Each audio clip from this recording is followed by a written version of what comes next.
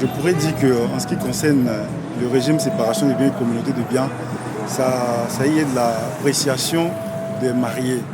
Moi, je me suis marié, j'ai opté pour la séparation de biens parce que lorsque le juge qui était à la mairie nous instruisait sur les deux options, il nous avait dit que lui-même il opterait pour la séparation de biens. Pourquoi?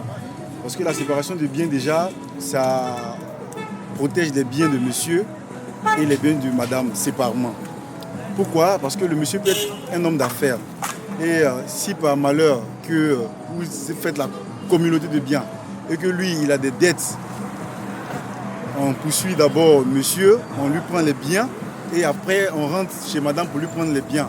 Jusqu'à ce que on peut dire celui qu'il doit arrive à saisir tout ce qui est bien pour réparer le tort. Alors que si c'est à la séparation de biens, on peut saisir tous les biens de monsieur sans toucher aux biens de madame. Parce que madame et monsieur, on est bien séparés. Donc, si monsieur fait les affaires, c'est mieux pour monsieur et madame d'opter pour la séparation de biens. Au cas où il y a problème, le compte de monsieur peut faire survivre madame ou le compte de madame peut faire survivre la famille. C'est pourquoi j'opte plus pour la séparation de biens. Alors, pour moi, en tant qu'Africain, les deux régimes ne nous arrangent pas tellement. Parce que l'Africain, c'est quelqu'un qui est solidaire. Il est toujours en train d'aider sa famille, aider ceux qui l'entourent. Donc, pour moi, ce n'est pas nécessaire, les deux régimes.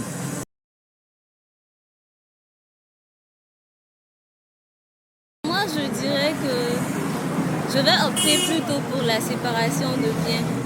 Parce que la séparation de biens pourra protéger les biens de chaque époux. Dans l'intérêt de la famille, je dirais. Parce que, par exemple, je prends un exemple. Si mon époux, par exemple, il va contracter des dettes qui ne sont pas, par exemple, dans l'intérêt de la famille, moi, mes biens, par exemple, seront plutôt protégés. Parce que nous avons des biens séparés. Dans la séparation de biens, il y a les biens communs des époux. Il y a des biens, il y a des biens communs pour le ménage. Et puis, il y a des biens propres à chaque époux. Donc, si un époux s'en va contracter quelque chose qui n'est pas dans l'intérêt de la famille, moi, mes biens, par exemple, seront protégés. Et puis, ça ne pourra pas entrer, ça ne pourra pas faire quelque chose pour les biens du ménage. Donc, je préfère opter pour la séparation de biens. Je préfère la communauté de biens. Parce que même dans la Bible, c'est écrit que quand tu t'unis à un homme ou bien à une femme, vous formez des ennemis chers. Voilà. Si vous êtes déjà marié, pourquoi faire une séparation de biens?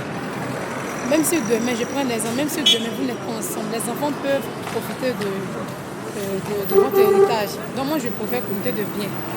Ce qui est meilleur, c'est la communauté des biens.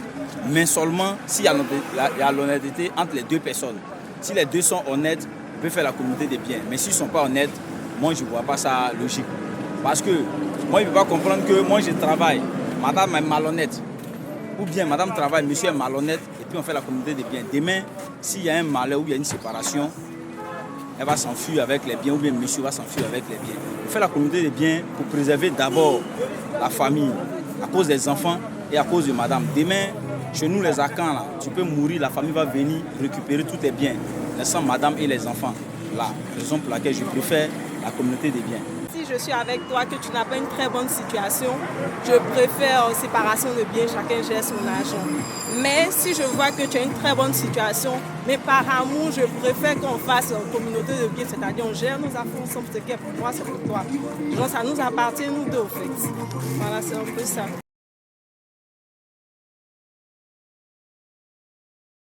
En ce qui concerne le contrat de mariage, tel que je le perçois, je pourrais dire que ça, c'est un élément qui peut aussi être à la base des séparations dans les couples.